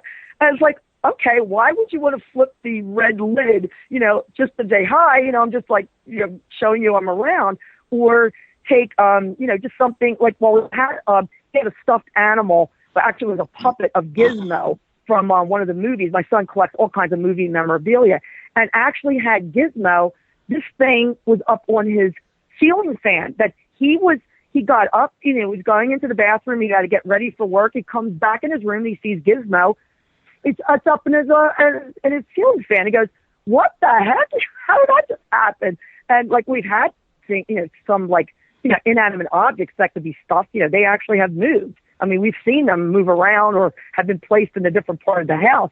So I don't have to really worry about a Chucky doll. I just got stuff here that moves around on its own too. But I don't know if it's of evil intent. To us, it's really funny that, okay, you wanted to move Gizmo, and he's up in the, you actually had to we had to get a step ladder to get the puppet off of the ceiling fan. So it's like, I know my son didn't do that because he's not that tall. I mean, to reach up into the ceiling, but those kinds of things, like, we know there might be the children's spirits that might have lived in the house. That it's like they do fun things because they're kids and that retain that kind of mischievous type of. Also have to be careful that they make sure these are children's spirits and evil spirits that are taking, the shape of children, so we can then feel sorry for them. So right. There's a lot that you got to be aware of, Oh, I can imagine. Yeah, it's you want to have sympathy if a child is calling out for his mother, which I've actually heard, and you feel really bad. But at the same time, my son will warn me, because Mom, he says, I think I know which ones are the actual children, but let's be careful. Some new child pops up that I happen to maybe connect with. We don't know if that's a real child that had died or is it just a spirit taking that form, so it can really get like almost insidious. It ingratiates itself in family life, and then you feel sorry, and then it's got, okay, now I've really got to step hold into the family and let me see what kind of damage I can do. So yeah, it's, you got to be really, really aware and be kind of on a vigil, be on a constant vigil to know. Right. But that's a hell of a way to live that voice, I'll tell you sometimes. I can imagine. Okay, well, listen, we got like probably less than 10 minutes left, and I always like to give my guests a chance to throw something out there that they'd like to have the listeners hear that I didn't think to cover. So now's a good chance for you. Oh, for me to tell you, or yeah. Is there anything that you'd like to tell my listeners about that I haven't asked you about? Well, I wanted to just let some people know an unusual thing that has happened to me that I never knew that ghosts or spirits can do this, but actually leave me tangible objects or tangible works of art. I have a resident ghost lady here at my home, and we've only learned about this now in the last several years and finding out what this is all about. But she has left me, up to now we have counted about a dozen small threaded, we call them ghost threads, but she actually has either crocheted or done, we call it like in the style of mourning jewelry, the way they used to take care from loved ones and do this very fine, intricate loop work. But I actually have threaded pieces being left to me that are sources of comfort, that she knows when I'm really stressed out, that I'll find these things all over the house, and they are incredible works of art, very, very fine, small pieces of different colors of thread, and I find them on my rug, find them on my staircase, and I never knew that spirits could lead you actually objects. I mean, I know they could manifest and throw objects or, manipulate the objects, but I never knew they can actually work an object and leave that for you. So that's been an incredible thing that I actually wrote about that in one of my blogs, and that's going to be more detailed in my upcoming the new book about this spirit. And apparently she's from the 1870s or 80s and was a governess here, and she might have done this kind of handwork, but she really identifies, I think, with me because of I do kind of the handwork myself when I do doll costuming, but never of this type. Even the threads do not look modern to me. And we are now going to do some research to see how old these threads are that she has left to me. And it's an amazing experience to have someone that connected to you that will leave you a present. And to me, I find comfort in it. So it's an amazing thing, Royce, that I had that happening. Good thing you're going to keep it. I guess that means you're going to have to come back to my show from time to time to give everybody updates. Well, we certainly have things going on all the time, and we are documenting them and keeping records, and we love to be able to share this with our fans and people that have been so kind and gracious, buying my book and wanting to know more, because we are on a paranormal journey, and we're not sure where the end is in sight, or in my son's case, we feel that he probably has a gift for the rest of his life, and he is constantly amazes me on who's been contacting him. And we are more and more, we're actually going to do a joint show next week that they've asked him to be on the show too, because he's really quite a fountain of information about what it means to be contacted in a dream. And, and he's trying to get more involved with that. He was a little more shy before, but I think now he realizes that he has something to bring to the table, and wants to be part of this, because he actually is helping me write my second book, because so much of his dream experiences are going to be documented in our book. And, he needs to be part of that, because he can't get out of it now. There's no way that he can get away from this, and he really has been a great, I would say, just a great support system, having someone who is going through this with me, and we can relate, we talk about it, and that's wonderful for me to have that, having a son who is so supportive, loving, and so kind, that he did this with me, getting through that first year at my friend's house, and it continues, to be a support for me. So I'm very, very grateful having that in my life. And his wife's been very wonderful too, that she's dealt with some of the things that he's dealt with, and been a real trooper. I'll tell you, she's really gone along with things, and I can't thank her enough too, for being part of this. Alrighty. With that, folks, before in case I'm already not too late, this gets away from me, I want to let everybody know real quick. My wife was just saying in the chat room that when I was talking about the Chucky doll, she was just happened to be typing that we used to have one at the same instant, which that's a pretty synchronistic thing to have. The timing just happened to work out that way. Isn't that something? And also, I was at the VA yesterday for my oxygen appointment and my pulmonary appointment, and I found out that the VA now has guest networks for the internet, which means I should be able to, if I am in the hospital, broadcast from the VA. Of course, I actually had to run a test to make sure that the tablet will tie into the system, but I have no reason to think it won't work. So y'all cross your fingers with me on this one, that in the future, if I do end up in the hospital, I won't be having to bug somebody to take over my show for me like I have in the past. Well, I'll tell you, we send all our best wishes to you, Royce, and good health, and positive energy. You know, we send many blessings to you and your family for what you're dealing with. And, you know, it was so wonderful for you to have me on the show. I really appreciate it. You're a wonderful host, and I felt so comfortable talking with you this afternoon. It was like an old friend that we were chatting today. Well, I try to achieve that effect to the best of my ability anyway. Well, actually, I'm the kind of person that just walks up to strangers and starts talking and making a conversation and don't think twice about it anyway. My dad used to say I talked too much and he couldn't shut me up. Well, you got a kindred spirit right here, and I'm the same way. So I know what you're talking about. But it's a great attribute to have, because if you want to be a talk show or you want to get into, you know, being interviewed, you got to know how to talk to people. So, there you go. You know, can't be bashful. No, you can't. Once again, folks, that's www.estateofhorrors. And also, if you want to come check me out over at my website, it's www.talknowradio.net.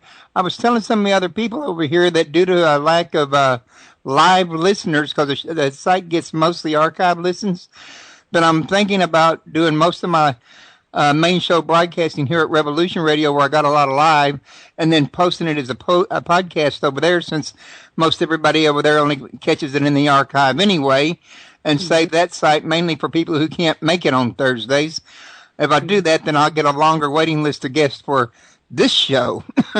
But I'll tell you, I think that's a good idea too, because as you said, you know, people can go back to the archive show, and I've had many people, you know, when other shows I've been on, you know, they say, "Oh, I'm so glad I missed the original broadcast, and now I can go back and listen to it when I have the chance," you know, and that just brings more people, you know, to the table. You know, it perpetuates, you know, the show continues because, you know, other people can archive it, Royce, and, you know, that could be a possibility that would work for, you know, the show too. So I hope that works out, you know, that you do that. And I'm pretty sure it will. I've got the archive section set up where it's like YouTube. There's a copy and paste code. You could put the player on your website, and some people actually do that. And I do know from looking at the stats that show gets tens of thousands of listeners. I mean, it gets a lot of listeners between YouTube and my site are both in the archive. So I know it's being heard.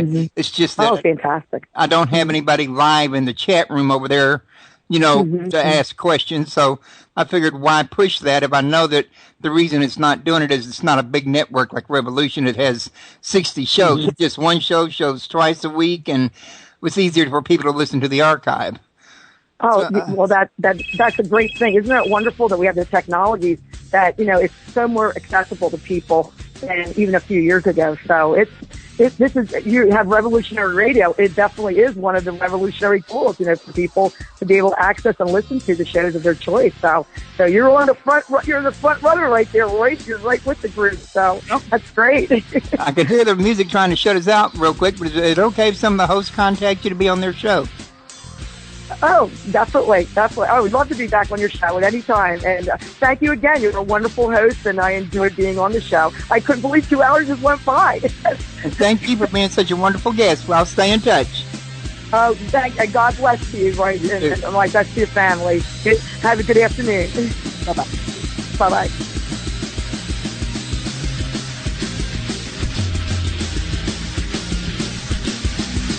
Thank you for listening to Revolution Radio. These guys are hammers, and to hammers everything looks like nails. I heard that. You were meant to. So you see something that's important, you call it out, and we'll make it happen. Okay. Mother Nature is a serial killer. No one's better, more creative. Like all serial killers, she can't help the urge to want to get caught. What good are all those brilliant crimes if no one takes the credit? So she leaves crumbs. Now the hard part is seeing the crumbs for the clues they are.